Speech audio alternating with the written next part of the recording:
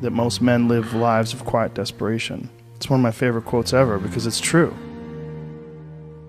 You're just in this world where you just can't wait to just run away. But I think one of the reasons why these people have this deep-seated anger and resentment is there's a bunch of people out there that have these lives that are deeply unsatisfying. Because I think there are so many people that are working all day long doing something that is deeply unsatisfying and almost painful. Yeah, soul killing. Soul killing. Yeah. They're stuck in traffic all day, and then they're stuck in a cubicle after that. They relish the time to take a shit in the bathroom and look at their phone. I mean, they literally do that. That's a highlight of someone's day. They get in traffic on the way home. They get home after that, they're watching television, and they're f***ed. If people have a regular day job, if you could just find one thing that you do as a passion project and just keep building on it, just keep watering it, keep adding fertilizer, keep giving it attention, keep giving it focus, and you can escape. You can escape, and you can be self-serving. You could be okay. You're gonna be okay. Making furniture feels good. If you make furniture for a living, and you feel a great satisfaction out of that, and you sell that furniture, look, man, if you can do that, you could cut those corners perfectly and sand everything down nice and stain it, and then it's done, and you get this satisfaction, and you sell it to someone, and that pays your bills. That is infinitely more satisfying than being stuck in some fucking cubicle working for someone that you don't want to work for, having to have these stupid fucking office meetings, talking to people in human resources, sitting down with your supervisor where they evaluate your job performance, and you're not really, you really need to be enthusiastic about this company. This company is your future. This kind of you're like, fuck, kill me now. There's a lot of people out there that would way rather do something else, and I hope they understand that they can. And people that are trapped in bad situations, one of the problems is you feel like this is your future. You feel like you're fucked and you can't get out of that. There's no hope. There's no light at the end of the tunnel. There's no rainbow. And if you feel like that, that alone can be incredibly defining and limiting. But if you look at yourself objectively and say, okay, I kind of am fucked here. I'm in credit card debt. I'm working in a shitty job. I don't like what I'm doing, but I have some ideas. I need to feed those fucking ideas. And I need to feed them and water them, and I need to set aside a certain amount of time every day to just try to make those things happen. You can do that. Everyone has a different personality. They have different interests, different things that they would be really satisfied pursuing. That's not encouraged. What's encouraged is go find a job. What's encouraged is go find some place that you can shove yourself into. Go find a square hole that you can stick your round peg and just jam it in there and shave down the top and the bottom so you slide in with all this extra space on the sides and feel like shit for the rest of your life because you need a job, because you're in debt, because you have credit cards, because you have student loans, because that's what everybody does. And so you do it too. That's what's wrong. You have an apartment you have to pay for. You have a car you leased. You have a wife that you have to feed. You have a child you have to raise. You have your mortgage. You have your this. You have your that. And that's where it all comes from. Well, the opportunity takes place usually when you're young and you don't have any responsibility. That's when you have your options. Well, your options are severely limited the more you gather responsibilities. Like if I had to, as a 51-year-old father of 3, married man, pays taxes, has a house and a mortgage and a business and all that jazz. If I had to quit everything now and struggle the way I struggled as a stand-up comedian, it would never work. But the only way I could be this person now is if I took that chance when I was 21, when I was dead broke and had my cars repossessed and all that stuff. That's the only way you ever get where you want to go. You have to take a path that's dangerous. And most people want to take the safe path. And the safe path leaves you stuck in quiet desperation. Almost every time. It's hell. It's hell. But can people just make that change? I mean, yes, look, you can, I believe they but can. you have to plan it out. The way you can change is you have to put aside enough money to give yourself a window. And then you have to have a plan. And you have to spend all your waking hours outside of whatever shit job you do planning your escape. And you have to come to the realization very clearly that you f***ed up and you got yourself stuck. So whatever you're doing, you have to do it like your life depends on it. And whether it is you're trying to be an author and if you're gonna try to be an author and you're working 8 hours a day plus commuting plus family responsibilities or whatever else you have, whatever time that you have to attack like you're trying to save the world. You're trying to save your life. You don't want to drown. That 1.5 hours a day that you have to write, God damn, you better be caffeinated and motivated. You got to go. You got to get after it. And you got to have discipline. Most people don't have those things. Most people don't understand what it's like to really go for something. And to know that the consequences of not doing that are horrific. I think here's an important thing too. Failure is important. It is important. I think failure teaches you things that you don't learn from success. I think failure gives you an opportunity for self-examination. It also gives you a feeling that is very uncomfortable. And that very uncomfortable feeling helps you grow. That when you feel like you screw something up, like when I've had bad podcasts, my podcast has always gotten better afterwards. When I've had bad stand-up sets, I've always gotten better after that, because those bad sets motivate you. They give you a perspective like, hey, here's some clear examples of where you fucked up. Yeah, what not to do. Yeah, don't look at these failures as like proof that you suck. Look at them as opportunities for growth. Look at them as opportunities to be motivated to do better. You have to make mistakes. You've been there, you feel it, you understand what it is, and then you have that time to adjust. That's why losing in life is so important. Whether it's getting dumped, getting fired, losing a game, loss. Those feelings where things didn't work out your way, that's important, because it lets you know this is the bad feeling that comes when it goes wrong, and you improve, and then it makes the good feelings of victory all the better. And I mean that, in a relative sense, like even getting good at something. Forget about victory, like making a terrible book that gets rejected by every publisher and then writing a really good one and people accept it and you're like, fuck, I got better. Yes. Like that's feeling. Interesting, yeah. Those feelings of failure are really critical for your motivation. You see an old person walking down the street, you go, oh, that person's always been an old person. No, that was a baby. That was a baby that became a 90-year-old man. There's a progression that you're not witness to. You don't see it. And that takes place in everything. It takes place in authors. It takes place in comedians and musicians. There is a starting point, and then with time and focus, and as long as you reevaluate and reassess and constantly objectively look at what you're doing and then pursue it with passion and focus, you get better at things. Don't be scared of failure. I think failure is awesome for you.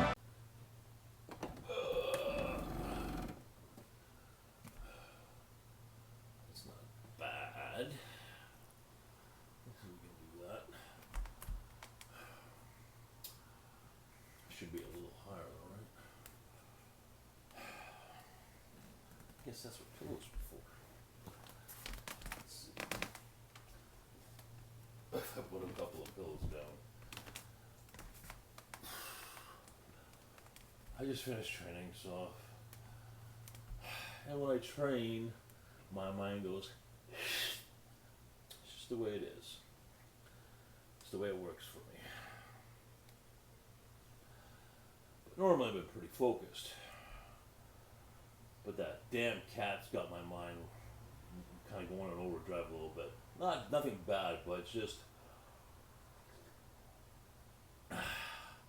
made me think of a few things. All right, let me get my piece of paper.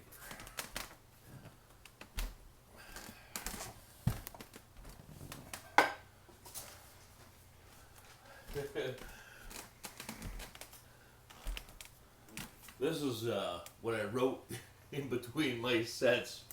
Stop me. Working out, training, thinking of shit. Still I'm focused on the workout, the stuff. Like after I sit down, this is what goes through my mind, and then I make all these notes, and then gonna try and make some fucking sense of it here. So the cat brought up stuff I'm already aware of, and that's attachment issues. Put that back a little bit. Yeah. Attachment issues. Attachment to animals. Attachment to people. When it comes to animals, it's a different thing, right? It's a different kind of love. But before I get into that, one thing I definitely I know about myself. I don't know if it's a me thing or probably a combination of the two, of a me thing and a bipolar thing. We definitely love differently. um, because bipolar is a mood disorder, which has extreme highs and extreme lows, which means we have the ability to love at an extremely high level. You know, I don't even think love could describe the intensity of that emotion. But the other end of the spectrum is the extreme low, but that can come as like almost no emotion, and you can do things. Let's just say that would require no emotion to, like, how do I describe this? You can do some stuff that otherwise normal people can't do, because you can that task or you can eliminate emotion completely. So in saying that, let's get back to Sam the cat. So, and pets and animals. So just in feeding this thing, and it got me thinking about, oh fuck, okay, well, should I be feeding him every day? Do I want him dependent? Like, if he is a barn cat, do I want him dependent on food outside on the porch every day? If he is a barn cat, he like, sure, it's good to be feeding him because he's fucking starving, but at the same time, am I gonna be here every day to make sure that food's there? I might as well invite him right in, right? And the reason I don't have a pet is because I don't know what direction my life is gonna take. If it takes the direction that I hope it will someday, there'll be times where I ain't gonna be home for good periods of time, and I certainly don't want to have the burden of someone watching over my dog or a cat or whatever. That's the one thing. The other thing is I always had this attachment issue with pets. Reason being is they can't communicate. Seeing an animal suffer, or you think they're suffering or something, it really fucks my shit up. Because you feel helpless because you don't know what's happening.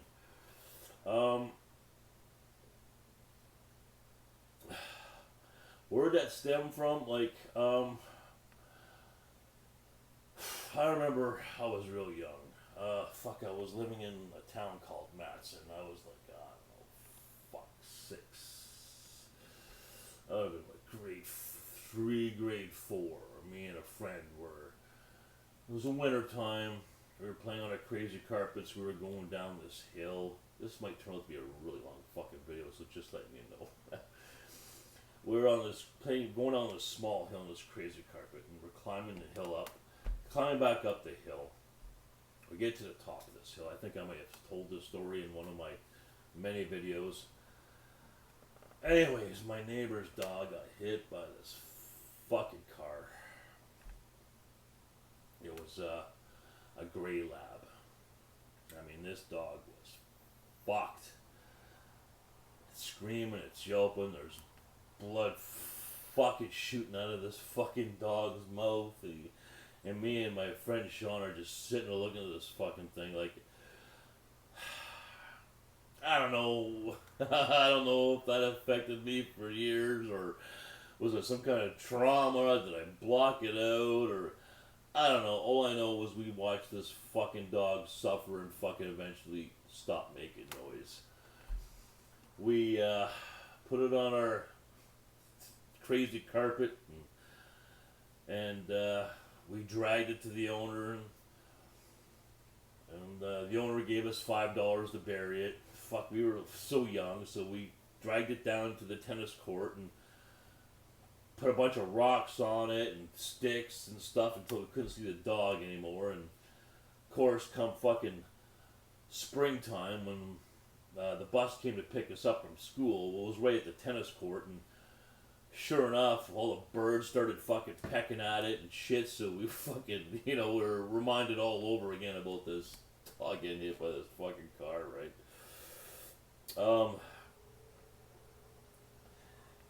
And then there was another time where, I had this dog, Smokey. He was a black gray lab, if I'm not mistaken. Anyways, he went missing. Couldn't find him. He was gone forever. What ended up happening was he got caught in a snare in the bush. Like a snare for trapping. Some hunter found him and brought him home. And my fucking dog was like, he was like fucking just bones. He was just bones. But he survived, and we got him healthy again, And then in 1980, we had a huge fucking forest fire.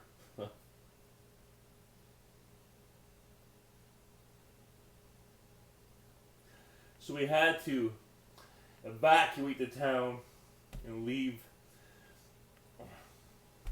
this dog there. And anyways, we came back after the fire.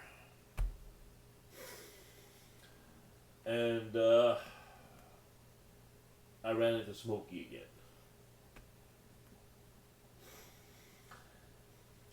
He was with a pack of dogs. I yelled, "Smokey, Smokey!"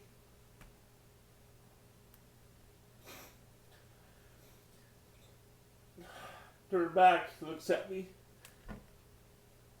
Just, I don't know, they just acknowledged me, and then continued on with the pack of dogs. Last time I ever seen him.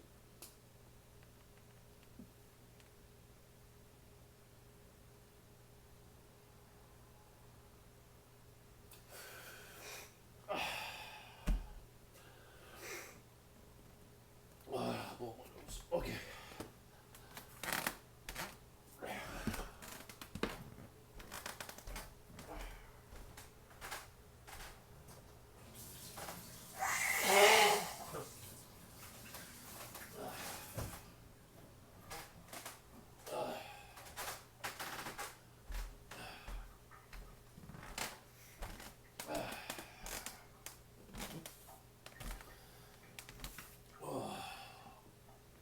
So it brings me to, besides my first wife's 12 hamsters, I've never had a pet since.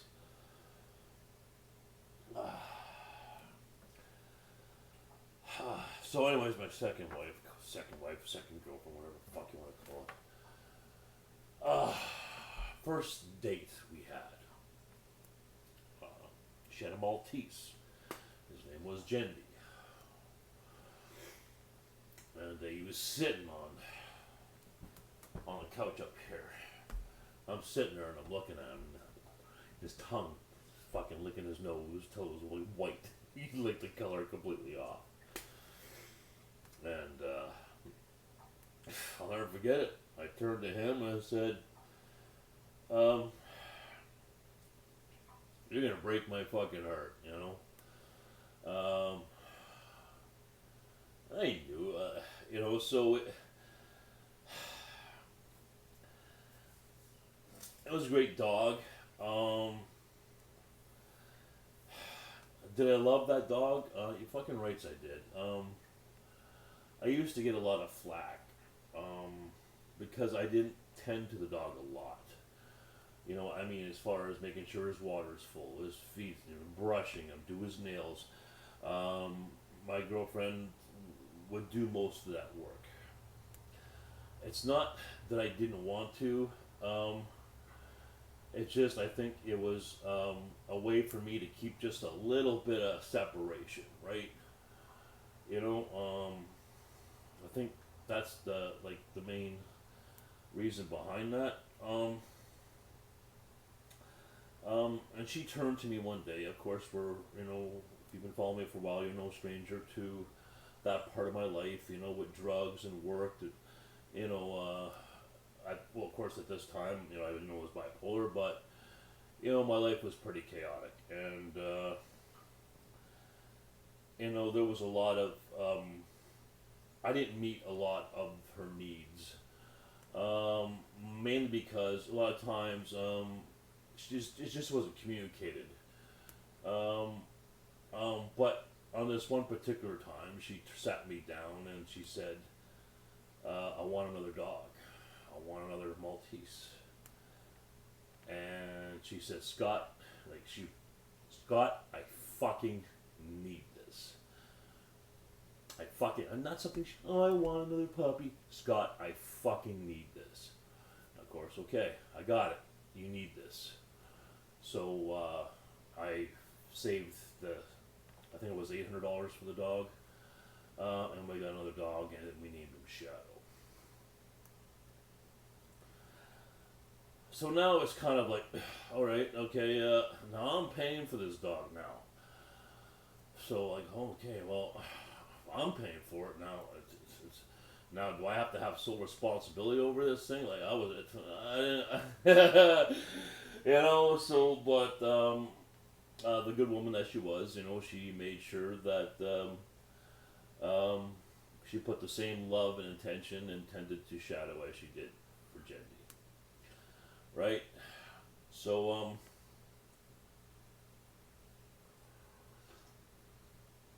going to skip a little further ahead.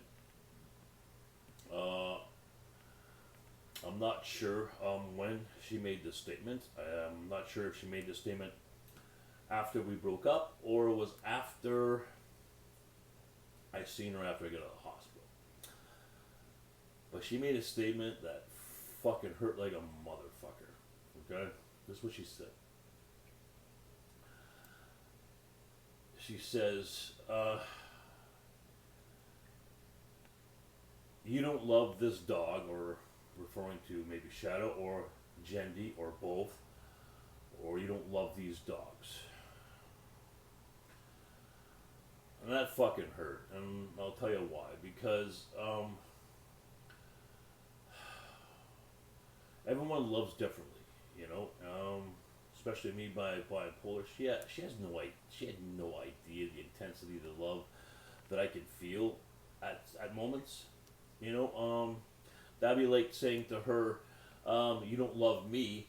You've never loved me because you were never affectionate. You never the first one to say I love you. You never just ran up and gave me a hug." That'd be as unfair for me to make that statement, right? Well, you never loved me because you didn't do this and you didn't do that. That's unfair and that's untrue. Of course she loved me. She showed me the love, the way that she could show love. Just like I showed the love that I could towards the dogs, right? There was a time where Shadow, I was taking Shadow for a walk by myself because my girlfriend was recovering from surgery, so she couldn't walk the dogs, and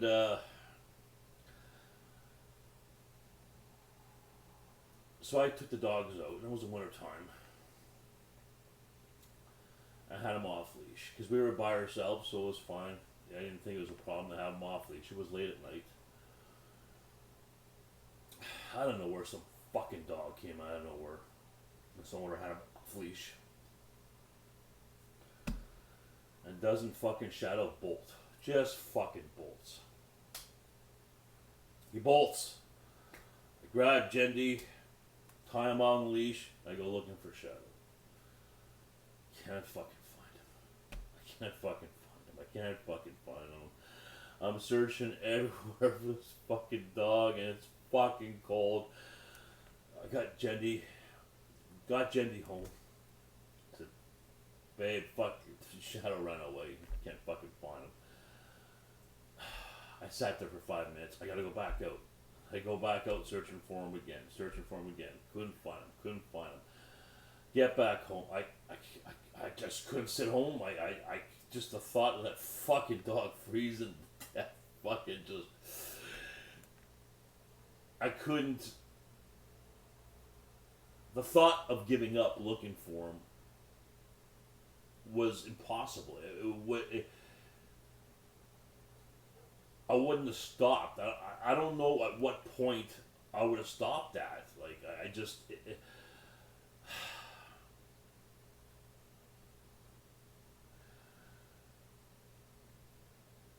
So to be told that, that I didn't love the dog is just. It was so fucking hurtful, you know.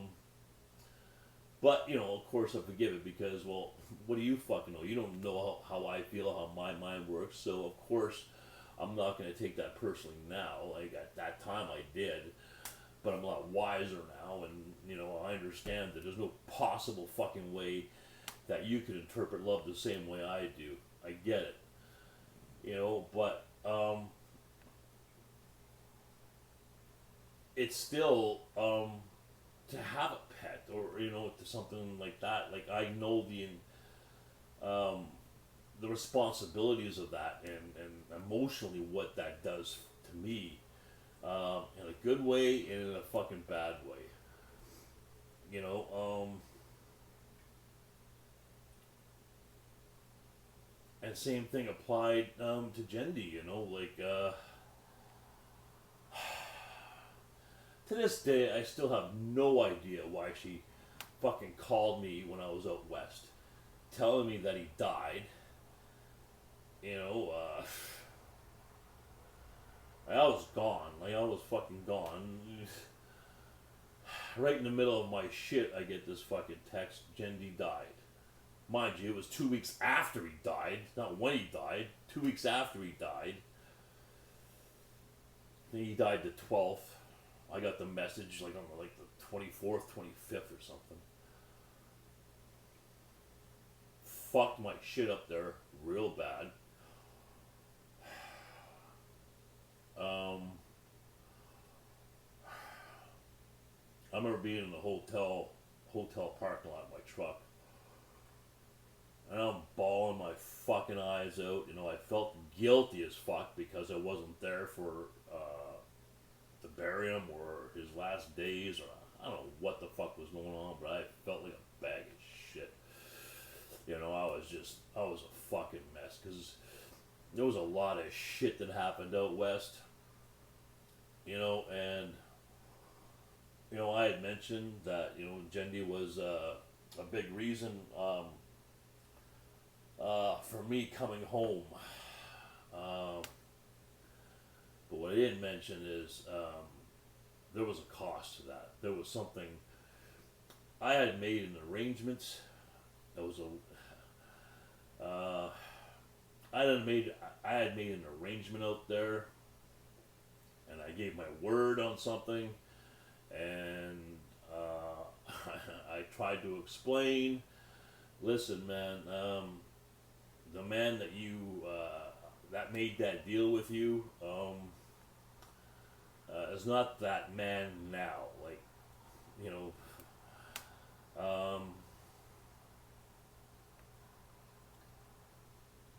I have to leave.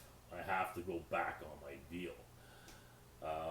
So whatever it takes to make that right, you need to tell me now. So obviously I did what I had to do, and I made that deal right, and that freed me from, it freed me to go. So off the auto went. So to say that I didn't love that fucking dog, if she only knew what I went through, because that fucking dog and how I felt. Well, whatever.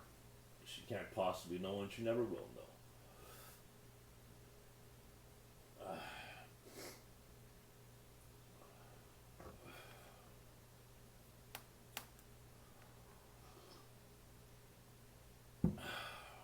What was my notes here?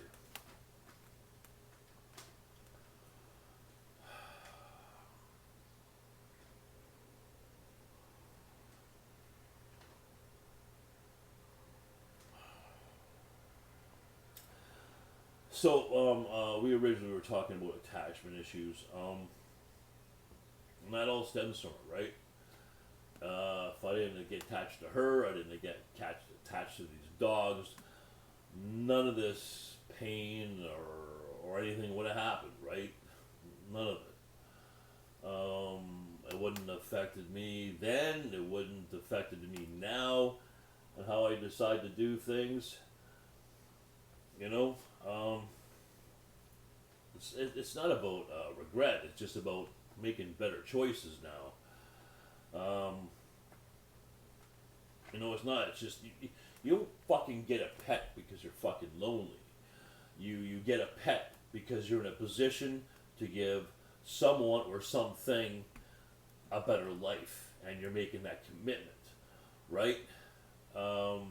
If you're not responsible, if you're not in a position to make a commitment to another person or another thing or another animal, you have no fucking business committing to that, right? None. If you're going to commit to that without acknowledging your situation, that's pretty goddamn fucking selfish, right? It's pretty goddamn selfish. Like, I'm alone, I'm not lonely. You know, I could use a pet and talk to him and stuff like that, but that's the wrong reason for having a pet, or even wrong reason for getting a goddamn relationship. You don't get a relationship or get a pet because you're fucking lonely. You do that because you're in a position to share something with somebody, or give an animal a good life, a good home, right? So back to attachment issues when it comes to people. This is tricky, right? Because things change and people fucking change. And the trick is finding that, you might find the right person, but can you find the right person to evolve with? And during that evolution, if something happens where you are now no longer the right person for each other, what happens? Emotion always trumps logic, right? People don't do the right thing. They just fucking don't. In business, in love, in friendship, people just don't fly fucking straight. They just don't. And it's a sad reality of personal relationships. You know,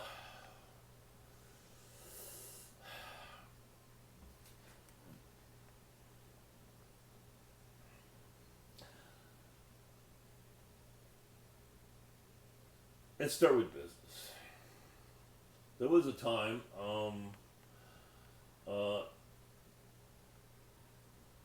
you know, 15 or so years ago, like, I was really fucked up with work and drugs, and I had a lot going on, right? Bipolar. I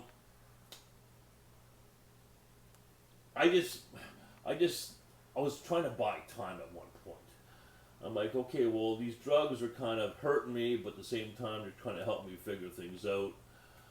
So maybe what I could do is maybe I could start selling some of this stuff, just to buy me some time, so I can meet my financial obligations in my relationship, right? And I said, you know, but I'm going to do it right. I'm not going to rip anyone off. I'm going to not be greedy. You know, I'm not going to cut everything to shit. I'm going to try and do this a right way. There's got to be a right way to do this. You know, and I quickly found out that, you know, it's an impossible thing to do. No one flies straight in that business. No one flies straight. Everyone's a fucking liar. Everyone's a piece of fucking shit. I'm not going to get into the details of it, but I'm just like, I was just fucking flabbergasted. I'm just like, fuck it. Like, it just blew me away. It just blew me away. And I was like, I want nothing to do with this. It was bullshit. Same kind of thing after I was kind of doing it when I was with Costco, but I really got into it deep after I got fired, but I was doing some business in Montreal, and people don't follow the rules. People don't play it fucking straight. It's like no one knows how to do business properly. Like, if people did business properly, there wouldn't be any fucking problems. But no, there's always someone who gets greedy. There's always someone does something fucking stupid. Well, if you do something stupid, then own up to what you did. There's so much money to go around. You don't need all of it. You don't need... But you see, again, at a point as far as attachment. Like, how can you attach to yourself to anyone or anything, and it's just...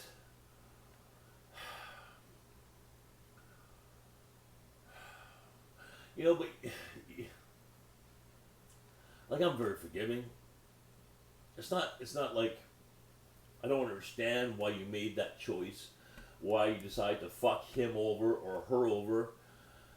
You might have been in a position where you had no choice, but you did have a choice. You fucked up. Own to your mistake. Don't throw it on to someone else and have it become a fucking ripple effect and fuck everyone's shit up.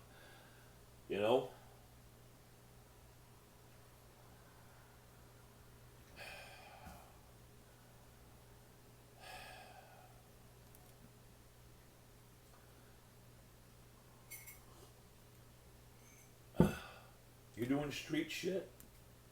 Guess what? You're no longer a civilian. That's what you signed up for. Own your mistakes.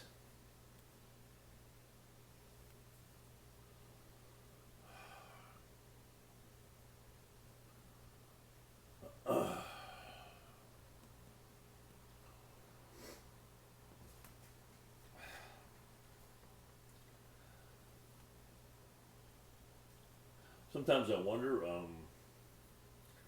if I have attachment issues as well in regards to my dad and my father. This is a tricky one. I don't know. I don't think so, but the subconscious is kind of a fucked up thing, right?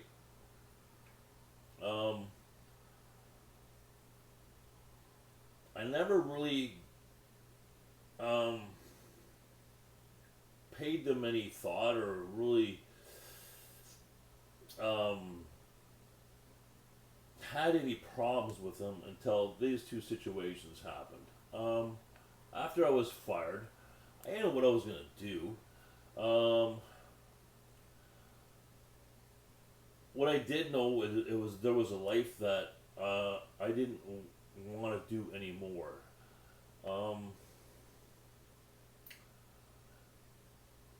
For the simple reason that people don't fly straight, and I'm not going to be a part of that. If we're going to do business, let's do business. I don't want to always worry about, people are going to do the right thing or not. Because I know I would always do the right thing. So I called my dad up, and I said, I'm thinking about moving to Winnipeg and coming to see you. This is my father. Because a year or two prior, I made the trip up to him, and I sat at that kitchen table, man to man, to him, face to face. And I said, listen, do you want to have a relationship with me or not? And he said, yeah, he does. So it was a no-brainer to just, okay, well, I have no ties to Ottawa. I might as well move close to my father and see if we can get something going. And he said, no, don't come. okay, that's kind of not what you said before. All right, I get it. All right. I'm sure he had his reasons. He knew I was bipolar. I was a fucking mess. So maybe I don't know, he didn't want anything to deal with it. I get it. You're 60 years old and you don't want any bullshit in your life, even if it's your blood. I get it. Just don't expect me to come to your goddamn funeral. I ain't gonna hate you, but you know, I don't think there's an issue there. I really don't. But what it does tell me, though, is people change. People change their minds. People are not always honest. Yeah, you can't count on people's honesty to tell you it straight. You know, it's nothing to get mad about. It's just like, okay, well, is there anything that I could have expectations of? So you go through the rest of your life without expecting anything from anybody. You know, you're just like, you know, is that healthy? Is it not healthy? I don't know. You know, it's a very cynical way to live. But when you've seen enough of it, it's just kind of hard not to, right? It's kind of hard not to. You know, so is it attachment issues, or is it just, okay, I'm wiser now. I know I'm not blind going into something and connecting yourself to someone without seeing all the fucking stuff that comes along with that, right? You know, and then there was the issue with my dad. So when I went up north, where I had that accident, well, on my way back, well, I've seen him before I went out west. Great chat, great to see him. I thanked him for giving $200 every month for the child support. I thought he earned that for me to say, and off I went. You know, we talked, you know, maybe if you come by again, maybe we'll do something if I ever make it back down that way again. That'd be great. Seemed to have a pretty good conversation. Things seem to go pretty well. Right before the accident, I made a phone call. I texted him, or I phoned him right before the accident. I'd say, hey, I'm blowing coming through Dryden. I'm on my way back home. Did you want to have coffee? You want to say hi or something? You know, I was just gonna mention to him, say, listen, shit, man, things didn't work out. I would have laid it to him straight. I would have told him exactly what was going on. Maybe he knew someone who could hook me up with a job or whatever, because I was heading to Ottawa, but still I was trying to look for work on my way up there. Like, I checked into a mining job, obviously, that, you know, I thought I was going to when I got in the accident. But my point being is, I called him and I texted him, and I never did get that answer on the phone, or he never phoned me back. Now, maybe he didn't get the message, maybe he didn't want to take the message, maybe he didn't want to get the call, maybe he tried to call me afterwards, after the accident, no idea. But you come away with that feeling, you know, that's just another thing you can't depend on, right? You can't, what do you know, okay, or my dad, nah, I can't even depend on my dad, okay, like, what can you depend on? So if you can't depend on something, what's the point of being attached to that, right? So there's lots going on there, you know, and that all kind of culminates into having attachment issues, right? Yeah, fucking right.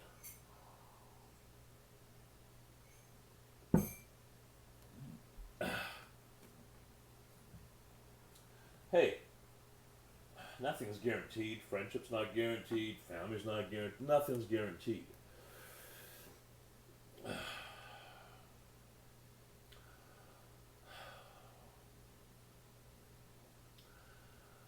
So it's like, I talked about the 99% before, right?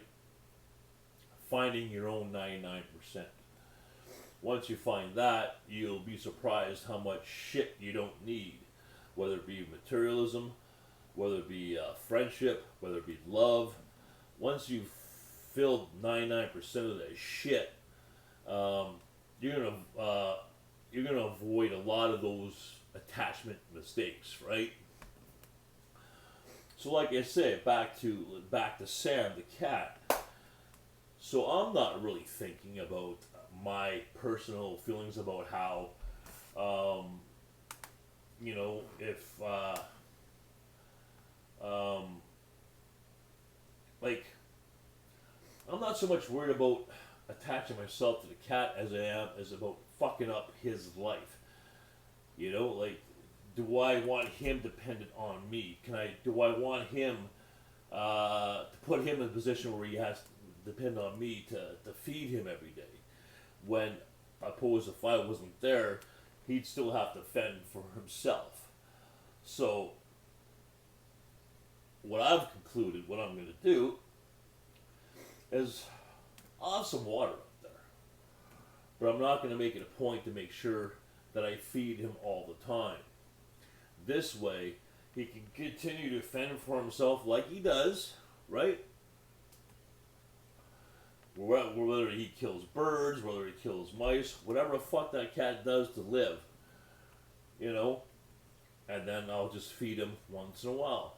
That way, that cat's not dependent, you know, on getting food from this source, right?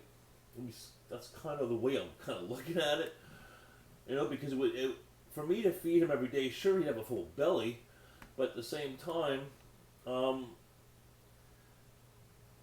what happens when I'm gone for a week, or 2 weeks, or 3 weeks? What's he gonna do then? You know, he can't. I don't want him forgetting his way to get his normal food sources like he did. I don't know. Does that make sense? At least that's kind of where my head is. You know, I know it's fucked up, but it's just I don't know. I'm just talking. Fuck.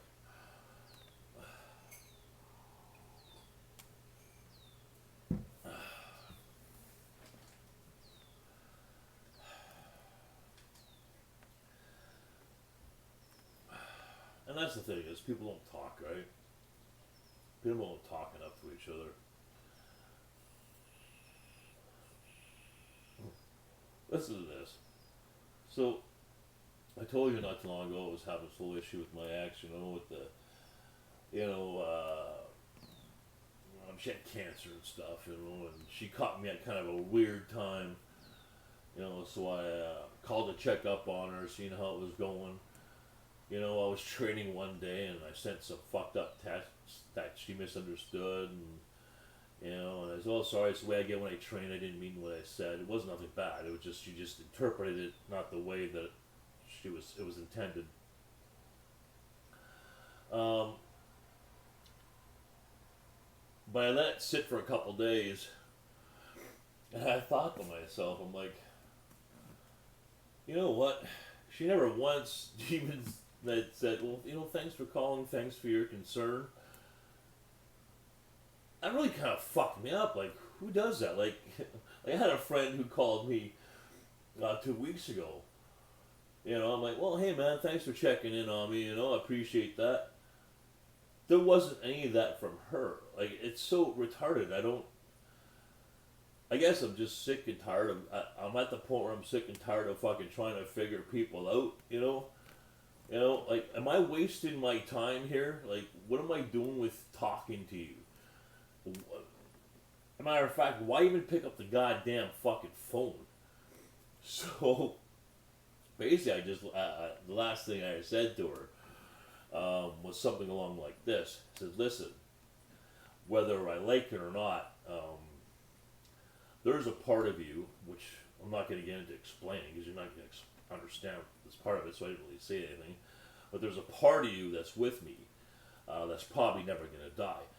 So could you do me a favor and tell me that you don't have any feelings for me, you never will, and you know, could you text that to me or tell me that to me? That would really help me out a lot. You know, because it's going to whatever part in me that's dead that won't die. Maybe I could look at that message and it'll say, yeah, okay, it doesn't entertain the manic hope or whatever that's in there, right? Do you think she would text back? Nope, I don't love you, and nope, I never will. That's all I need. You couldn't even do that. Like, what the fuck does that say? You know?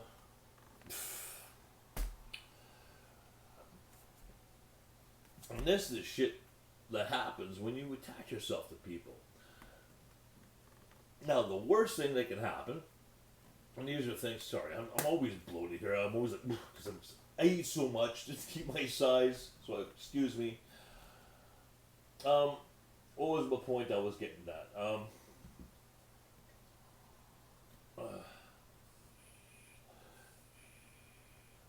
Yeah, so all this kind of things, whether it be pets, whether it be people, attaching yourself to these things, people, you open yourself up to all this fucking baggage, right? Open yourself up all those baggage. And to get past it, or deal with it, or make sense of it, you know what most of us end up doing is this. Whatever, and we become very cynical. Very cynical. Fuck this, fuck that, I don't know, who cares, whatever, and we don't deal with our shit. Whenever I start saying something like that, I go, okay, it's time to sit down and start evaluating some shit, because that's not really a trap we want to fall into, because you fucking see it all the time, right? Whatever, oh, I don't give a fuck what she's doing. No, yeah, but you actually do give a fuck. You're just lying to yourself, right? You're just lying to yourself. So, well, that was a bit of a rant. Did I cover everything?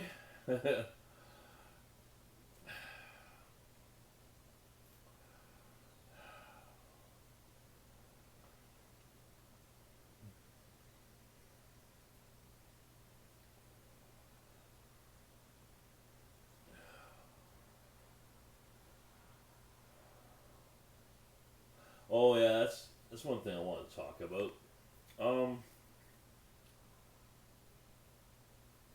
When it comes to bipolar, like I was saying, the different levels of emotion. So when we love, if we love someone, even if it's for a short time, at this extreme manic love state of mind, once we've hit that pinnacle, even if it changes the next day, it's always there. Call her the first wife, Sarah, the first one. Like I said, that relationship was never. It wasn't about passion. It was really about loyalty, right? And but still, loyalty comes with extremes as well. Extreme loyalty, bipolar, extreme level, extreme manic. So, you know, there's a level of loyalty there that is like kind of hard to explain. So even though the love I had wasn't like this passionate love that some people may feel, it was a loyal love that it was extremely difficult to let go of. Because when I had left her for someone I did love passionately, it took a long time for me to get over that. I mean, long time. Now, sometimes I wonder if that kind of bled into my next relationship, like some kind of resentment. Like I did my best to try and take care of her until she got on her feet afterwards. But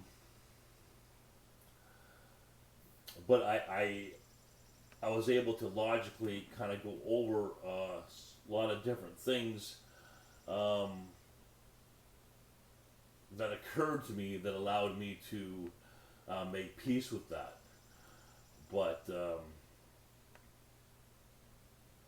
sometimes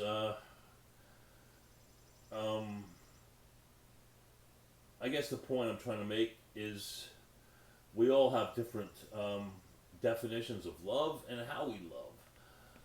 So to tell someone, well, you didn't love me, no, what you mean is, I didn't love you the way you've interpreted love.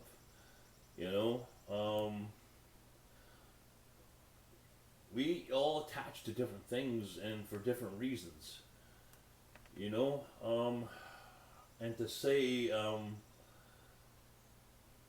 say those things to someone is pretty unfair statement. Pretty unfair statement.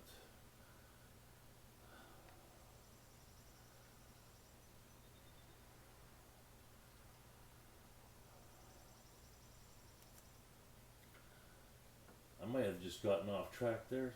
Maybe I did, maybe I didn't. I don't really know. I see Sam walking across there. He's soaking wet. I don't know, I'm going to start asking around. See if he belongs to someone.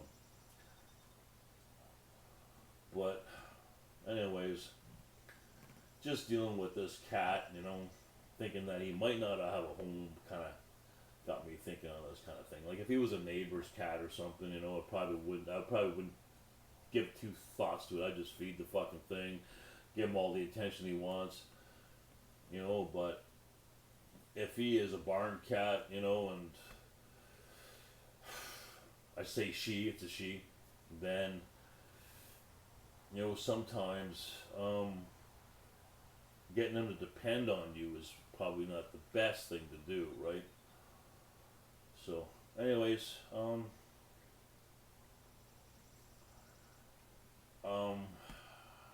we started this with talking about attachment issues, right?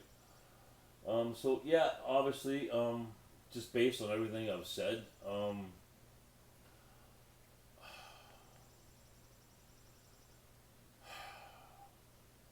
sure, I have attachment issues, but I think, it's just as cold and as blatant as just saying, I have attachment issues, so I'm not going to attach myself to nothing.